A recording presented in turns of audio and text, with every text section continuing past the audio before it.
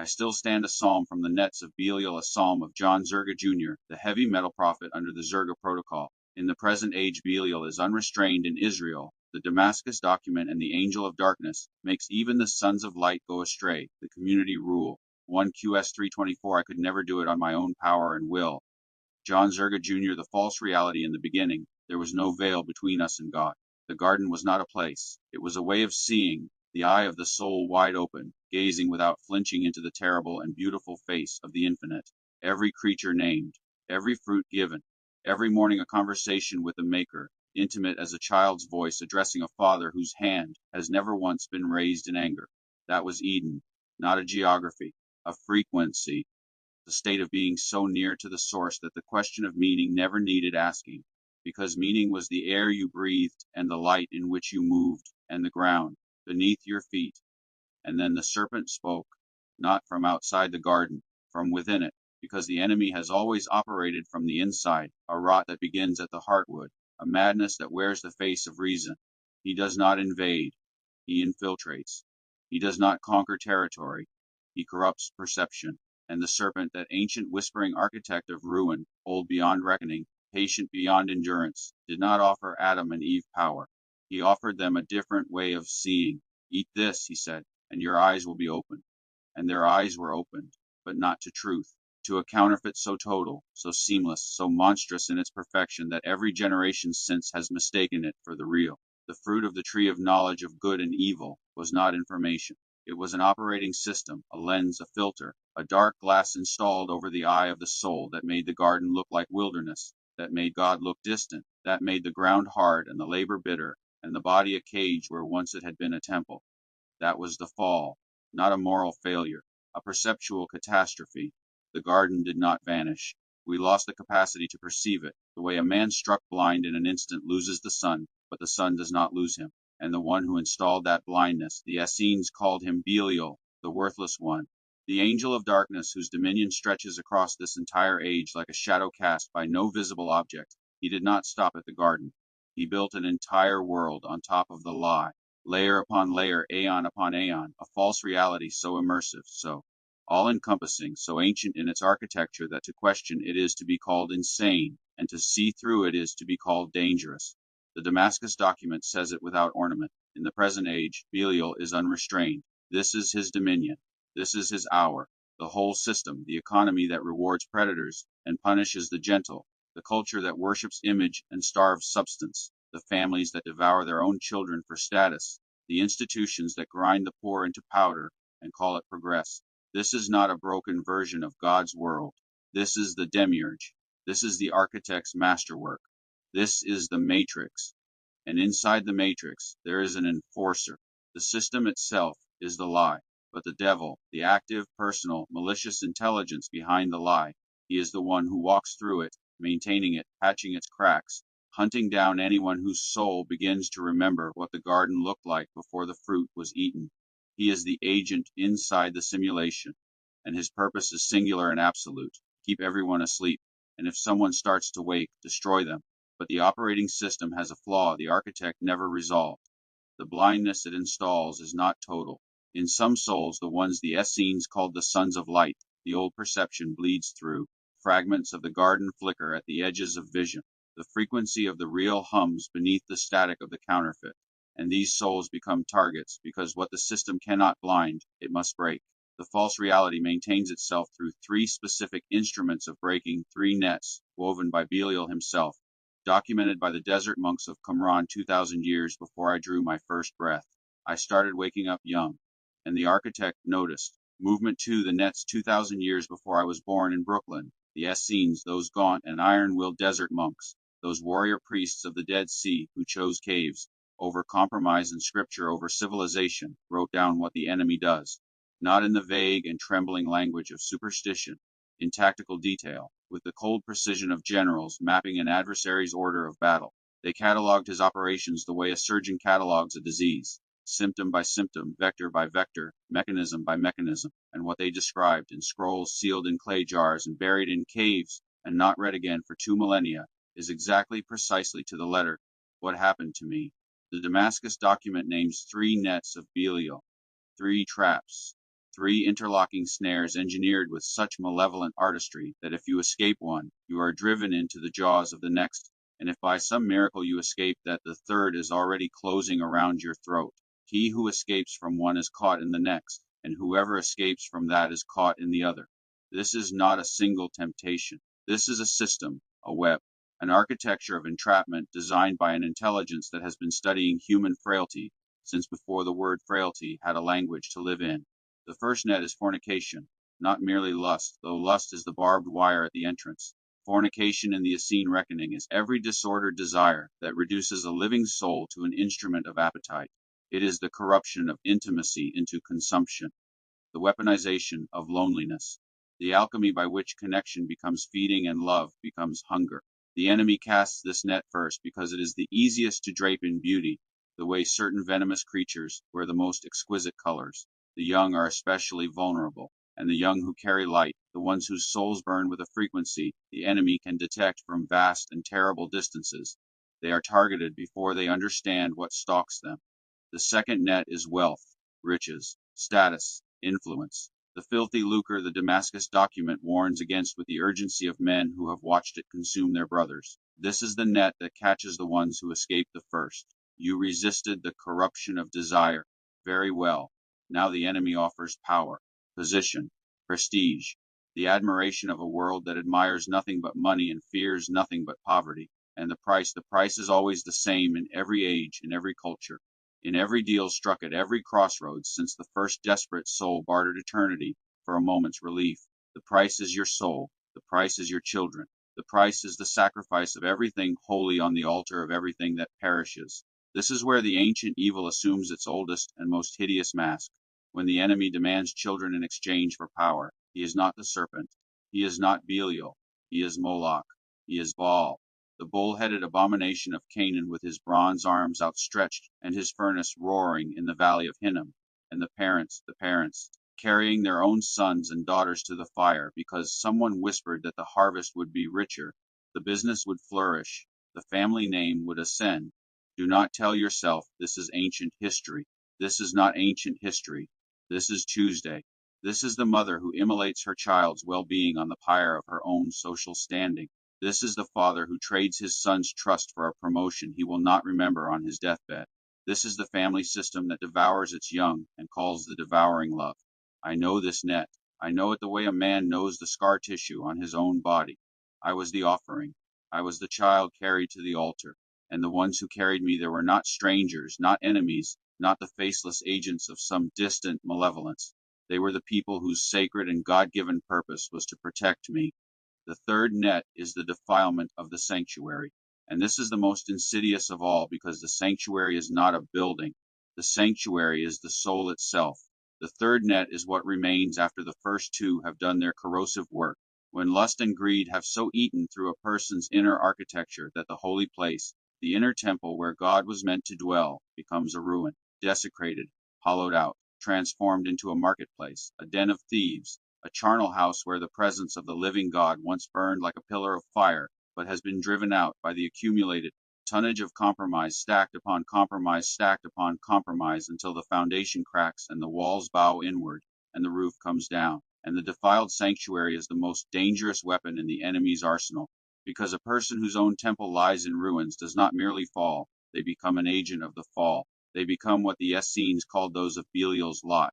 They become possessed, not in the garish theatrical manner of the cinema, spinning heads and lurid spectacle, possessed in the way it actually happens, a slow, imperceptible descent, a creeping dimness, a gradual replacement of the soul's light with something cold and calculated until the person genuinely believes that manipulation is wisdom, that cruelty is strength, that the betrayal of those who love you is simply the way the world has always worked and will always work and must always work. And the devil, the lord of this false reality, the prince of the power of the air, the intelligence behind the demiurge, he can move from vessel to vessel the way a contagion leaps between bodies, a touch, a whisper, a deal at the crossroads sealed with a handshake that burns. One moment your brother is your brother. The next he is watching you with eyes that are not his own, cataloging your vulnerabilities, mining every secret you ever shared in trust, weaponizing your tenderness. One moment your mother is your mother. The next, she is an instrument of something ancient and glacial that regards you not as a child to be loved, but as a threat to be neutralized or a resource to be consumed. The Essenes understood this with a clarity that chills the blood. The Florilegium, another text drawn from those caves above the Dead Sea, states that Belial's explicit purpose is to make the sons of light stumble so that they become trapped, not the sons of darkness. They are already his.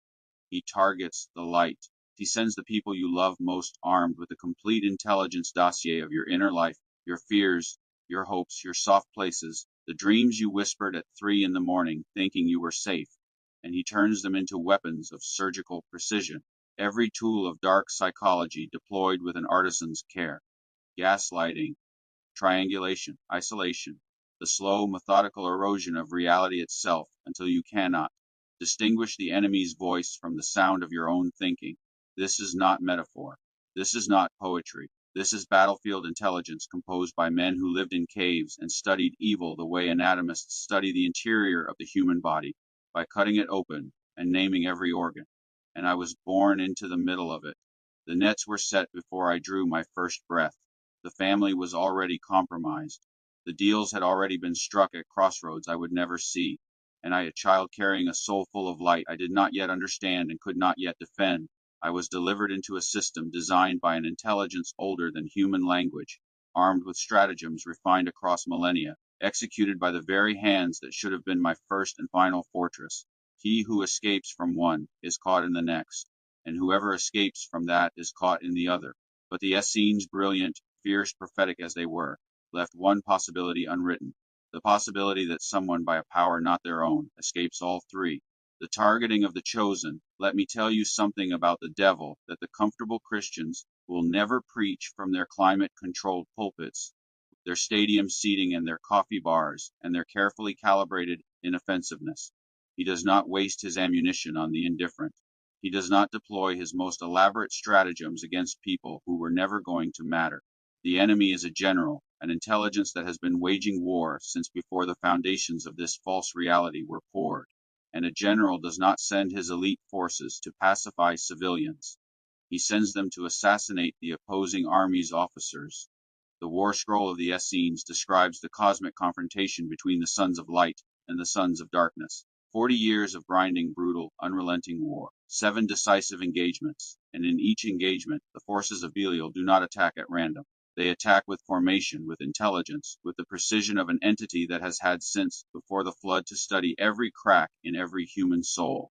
If you have ever wondered why your life has been so much harder than it had any right to be, why the betrayals came from the innermost circle, why the traps seemed to anticipate your every maneuver, why every time you clawed your way out of one pit you fell into another that was already dug and waiting with its jaws open in the dark, I want you to hear this.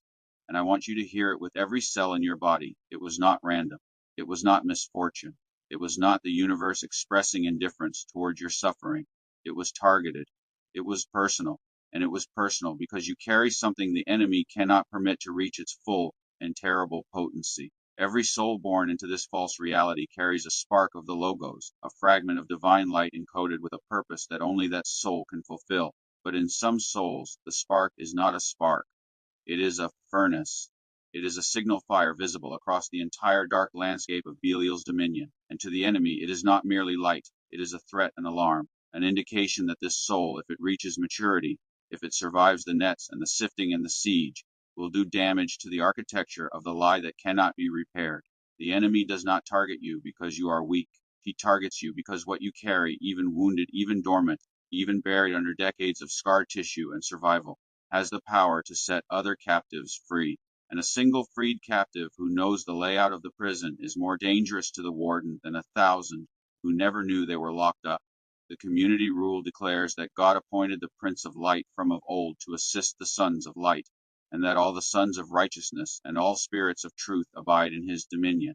But it also says, and this is the passage that should be tattooed on the inside of every chosen soul's eyelids, that the angel of darkness makes even the sons of light go astray, even them, especially them, because the light in you is not merely a blessing to be enjoyed. It is a weapon to be wielded, and the enemy treats it accordingly. I want to name what he did to me. I want to name it the way the Essenes named it, with precision, with the dispassionate fury of a soldier cataloging an enemy's war crimes for the tribunal that is surely coming. He came first as the serpent, the whisperer in the garden of my childhood, the murmuring voice that does not shout but insinuates, the way poison enters not through the mouth but through the skin.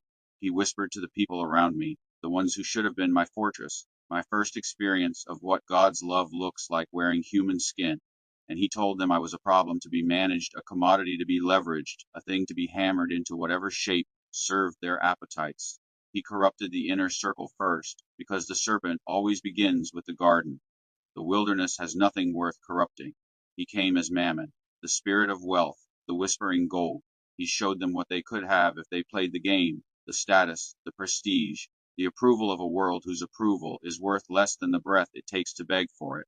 And the cost was always me, my trust, my safety, my childhood, the architecture of my sanity. They struck their bargains at the crossroads, the way people have been striking bargains at crossroads since the first desperate soul decided that power was worth more than love, and they called it family. They called it duty. They called it keeping up appearances. But I know what it was. It was Baal worship with a mortgage and a minivan. It was Moloch in the suburbs, his furnace disguised as a family dynamic, his altar disguised as a kitchen table. He came as the accuser of Satan, the prosecuting attorney of the heavenly court, who stands before the throne of God and says, this one will shatter. Watch. Grant me access, and I will demonstrate that this soul is no different from all the others who broke before him. He came the way he came for Job. He came the way he came for Peter. He demanded permission to sift me like wheat, and I believe, with a certainty that lives in my marrow, that permission was granted, not because God desired my destruction, but because God knew what the accuser did not. The wheat would survive the sifting. The furnace would not consume, it would refine. He came as the Lord of the flies, Beelzebub, the prince of rot, the sovereign of slow decay. When the great nets failed to hold me, when I survived the fornication and the family's greed and the defilement of every sanctuary I attempted to build, the enemy changed his tactics. He sent the flies, not grand assaults, small, persistent, maddening. The ambient despair that hums beneath consciousness like a frequency just below the threshold of hearing. The voices that say, you are nothing. No one is coming. The God you pray to has turned his face. This is all there is. This is all there will ever be. Surrender. Bite the apple. Stop fighting. Join the matrix. These lies were so constant, so woven into the texture of daily existence, so indistinguishable from the sound of my own interior monologue, that for years I could not separate the enemy's broadcast from my own thoughts. That is the particular genius of the Lord of the Flies. He need not possess you. He need only surround you with a cloud of filth so dense that you cannot see the fire still burning at the center of your own being. And when subtlety failed, when the whispers and the nets and the ambient rot had not been sufficient to extinguish what God had lit in me, he dropped every mask and came as Abaddon, the destroyer, the last resort, the angel of the bottomless pit whose name means ruin. There were moments, and I will not dress them in theology or adorn them with poetry, because the truth deserves to stand stripped and shaking in the open air. There were moments when the enemy came for my life, not metaphorically, not in the spiritual sense that comfortable people use to describe discomfort. He came for the thread that tethers the soul to the body. He came in the hours when every human face had become a mask worn by something that was not human, when every safe place had been systematically booby-trapped, when the only voice audible in the vast and howling dark was his telling me to stop breathing. He came close enough to taste it, close enough that I felt the heat of the pit on my skin, almost, because at every threshold, at every precipice where the darkness was total and the nets were tight and the destroyer's hand was on my throat, something intervened, not something I summoned, not something I earned, a hand I could not see, a voice I could not hear but could feel reverberating in the bedrock of my being. A strength that was not mine could not have been mine, because mine was spent, bled out, poured into the dust. It moved through me the way lightning moves through a rod.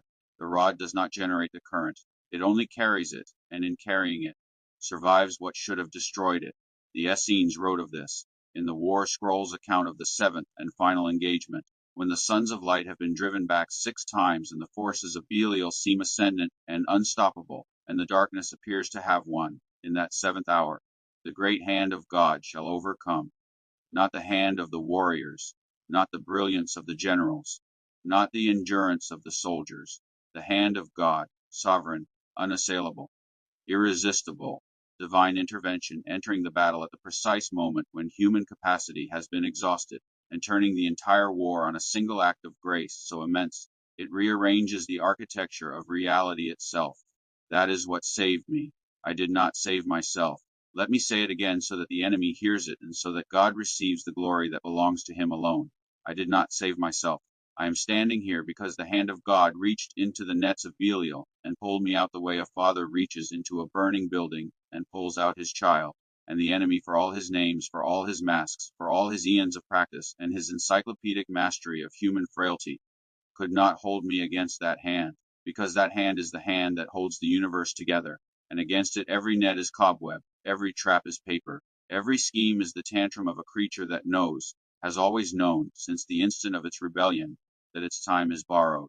I still stand, so now I stand, and I speak, and I name him, not in fear, in authority, because to name a thing is to strip it of its disguise, and the disguise is the only power the enemy has ever truly possessed. I know you, serpent. You are the one who whispered in the garden and rewrote the operating system of human perception. You made us see scarcity where God planted abundance, enemies where God placed brothers, a wasteland where God grew Eden. You installed the original lie at the root of human consciousness, and every empire of exploitation that has ever ground the earth beneath its heel is running on your code. I see you, and I name you. I know you, Belial, the worthless one, the one the Essenes mapped with the precision of cartographers charting hostile terrain. You are the architect of the three nets: fornication, wealth, and the defilement of the sanctuary. You engineered them in interlocking sequence, so that escape from one drives the quarry into the teeth of the next. You are patient. You are methodical. You are relentless. And you are predictable, because a liar who has been telling the same three lies for 6,000 years is not a mastermind. He is a parasite running out of hosts. I see you, and I name you. I know you, Satan. Satan, the accuser who stood before the throne of the Almighty and demanded permission to destroy Job, to sift Peter, to test every soul that ever dared to carry light through a world governed by darkness. You waged war in heaven itself. You led a rebellion of angels, and you lost. You were hurled from the heights like lightning striking earth. You have been taking out your impotent rage on the children of God ever since, because you cannot lay a finger on the Father, and the knowledge of that impotence is driving you to madness. I see you, and I name you. I have seen your work, Baal, Moloch, the bull-headed obscenity with the burning arms, the one who demands children, the one who whispers to parents that their son's innocence is a fair price for a larger house, that their daughter's trust is a reasonable exchange for social elevation. You are the one who taught my own blood to carry me to the altar. You are the spirit of child sacrifice dressed in suburban clothes and driving a leased sedan, and I have your number written in scar tissue across every year of my childhood. I see you, and I name you. I have felt your weight, Mammon, spirit of filthy lucre, the golden poison that makes wealth feel like safety and poverty feel like annihilation. You are the one who turns brothers against brothers, who makes fathers sell sons, who convinces entire bloodlines that money is oxygen and love is a luxury for people who can afford it. You are the golden calf rebuilt in every generation by people who cannot endure the silence of waiting for God to come down from the mountain. I see you, and I name you. You showed yourself to me, Beelzebub, Lord of the Flies, Prince of slow decay. You are the one who arrived after the grand assaults failed, who deployed the small buzzing despairs, the ambient lies, the steady corrosive hum of worthlessness that drowns out the still small voice of God the way static drowns out a frequency. You are the background radiation of the false reality. You are the noise on every channel. You are the one who taught me to mistake your broadcast for the sound of my own mind. I see you, and I name you. I survived you, Abaddon, the destroyer, the final option, the one who is sent when every subtle stratagem has been exhausted, and the only remaining protocol is annihilation. You came for my life. You came for the tether between my soul and my body. You came in the darkest hours, in the hours that have no name, in the silence that presses against the eardrums like deep water, and you whispered that the only remaining act of agency was to stop existing. You came closer than any of them. You breathed on my neck, and you failed. I see you, and I name you. I see through you, Piper, the charming one, the musician who plays a melody so sweet that children follow him out of the village and through the mountain and are never seen in the light again. You are every false promise dressed in beauty, every seduction wearing the costume of opportunity, every exit ramp that curves gracefully toward a cliff. You are the one who makes the wrong road shimmer and the right road look like dust.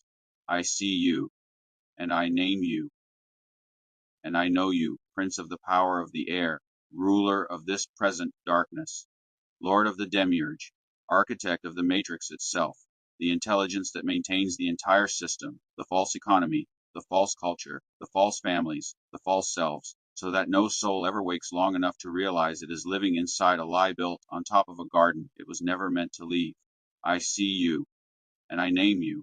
You have many names. You need many names, because you are a lie, and a lie must perpetually change its appearance to survive. A lie that holds still gets caught. A lie that wears the same face twice gets recognized. So you shapeshift, a new mask for every age, a new persona for every scenario. Serpent in the garden, Satan in heaven, Belial in the desert, Baal in Canaan, Moloch in the valley of Hinnom, Mammon in the marketplace, Beelzebub in the garbage heap, Abaddon in the pit, the piper on the road, 1,000 names because you have no face, 1,000 identities because you have no self. You are legion, for we are many, and your multiplicity is not power. It is disintegration. It is the incoherence of a being that has been fleeing its own emptiness since the instant it chose to rebel against the only source of fullness in the cosmos. You have 1,000 names because you are 1,000 lies. But my master has many names too, and every single one of them is true. He is the good shepherd, because I was lost in the nets, tangled and torn and half dead in the dark, and he came looking for me. He left the 99 on the safe hillside, and descended into the valley of the shadow of death, where Belial had strung his traps, and the flies were thick, and the stench of the pit was rising, and he found me. And he did not send an angel. He did not dispatch a messenger. He came himself. He put me on his shoulders with hands that still bore the scars of nails, and he carried me out. He is the Lion of Judah, because when the accuser stood before God and demanded permission to destroy me, the lion roared. And the sound of that roar, deep as the foundations of the earth, bold as the first syllable of creation, terrible as an army with banners, that roar echoed through every false reality, every demiurge, every matrix the enemy has ever constructed, and the walls cracked, not all at once, slowly, over years, over decades of grinding attrition, but they cracked, because the lion does not cease roaring once he has begun. He is the Lamb of God, because the same one who roars like a lion permitted himself to be slaughtered like a lamb, and in that sacrifice incomprehensible, cosmic, shattering every category the human mind has ever constructed to contain it, he broke the source code of the entire false reality, the Apple's operating system. He uninstalled it, on the cross, with his blood. The demiurge has been running on borrowed power since Golgotha, and it knows it. That is why it is so desperate, so vicious, so relentless in this final age, because a system that knows its days are numbered will burn everything to cinders rather than go quietly into the abyss. He is the bread of life and the living water, because in a false reality engineered to starve the soul and parch the spirit until it accepts the sawdust and seawater the enemy offers as sustenance, he is the only nourishment that is real. Everything else, the wealth, the status, the pleasures dangled like bait on Belial's hooks, fills the mouth and hollows the gut. But he satisfies. He is the one thing in the entire architecture of the lie that is not made of code. He is Emmanuel, God with us, because in a world where the enemy's primary weapon is isolation, where Belial's entire strategy depends on convincing you that you are alone, and that the silence around you is the silence of an empty universe, the most devastating counteroffensive in the history of the cosmos was God saying 3 words: I am here, not above you, not observing from a clinical distance, not dispatching subordinates. Here, in the net, in the pit, in the fire, in the darkest hour that has no name. I am here. I came myself. He is the Alpha and the Omega, the beginning and the end, because he existed before the serpent drew its first breath, and he will exist after every net has been incinerated and every mask has been ground to powder, and every false reality has been dissolved by the sheer, unbearable, annihilating weight of what is actually real. He was there when Belial was appointed as the adversary. He will be there when Belial is cast into the lake of fire. He is the frame around the entire story, and the enemy, for all his scheming, for all his eons of practice, for all his cosmic pretensions, is a chapter. A long, ugly, agonizing chapter, but a chapter, and the author is turning the page. You see the difference now. You see what separates the enemy's multiplicity from my master's. The enemy has many names because he is nothing pretending to be everything. My master has many names because he is everything, and no single word in any language ever spoken or yet to be spoken can contain him. The enemy shapeshifts because a lie must keep moving or be caught. My master reveals facet after facet because infinite truth cannot be apprehended from a single vantage point. A diamond does not shapeshift, but turn it in the light, and every surface shows you something that was always there, waiting for your eye to find it. The enemy is legion, scattered, incoherent, at war with himself, disintegrating. My master is one, unified, absolute, indivisible, the same yesterday, today, and forever, world without end. And his name, the name above every name, the name at which every demon shudders and every false reality glitches and every lie begins to unravel from the inside out, his name does not change. Jesus Christ of Nazareth, the carpenter's son who split history in half, the rabbi from a town so small and so insignificant that they said nothing good could come from it, and from it came the salvation of the world. The man who walked into the demiurge's stronghold wearing human skin and kicked the door open from the inside. The man who let the system kill him and then rose from the grave and proved, once and for all and irrevocably, that the system has no real power, that death is part of the simulation, that the matrix dies but the soul does not, that the grave is a door and not a wall, and the one who holds the keys is not the warden but the liberator. Jesus Christ of Nazareth. He is the reason I still stand, not my strength. I have none remaining, not my wisdom. The enemy is more cunning than I am on my best day, and he knows it, and I know it, and God knows it. Not my righteousness. I have fallen more times than I can number, and the enemy has the receipts. Not my family. They were compromised before my first heartbeat. Not my willpower. I am the basest of men, the least likely candidate, the one the world would have voted off the island in the first round. But the Holy Spirit, the breath of God, the wind that blows where it wills, and no man can tell from whence it comes or whither it goes, the power that raised Christ from the dead and dwells in every soul that opens the door when he knocks. The Holy Spirit held me when I could not hold myself, carried me when my legs were shattered, breathed for me when my lungs forgot the rhythm, whispered the truth into the howling silence when the Lord of the Flies had drowned out every other frequency in the spectrum. I am lesser. I have always been lesser. And that is the weapon the enemy has no counter for, because a man who knows he is nothing is a man who has nothing left for the enemy to take. You cannot threaten a man with loss when he has already lost everything. You cannot tempt a man with power when he has tasted the power of God and knows that everything mammon offers is counterfeit currency in a doomed economy. And a man who has been emptied of himself is a vessel with infinite capacity to be filled by something the enemy cannot manufacture, cannot simulate, cannot counterfeit, and cannot, for all his names and all his masks and all his millennia of practice, withstand the power of the living God. So hear me now, every principality, every power, every ruler of this present darkness, every spiritual wickedness in the high places. Hear me, Belial, weaving your nets in the desert. Hear me, Satan, plotting at your war table in the high places. Hear me, Baal, stoking your furnace in the valley of Hinnom.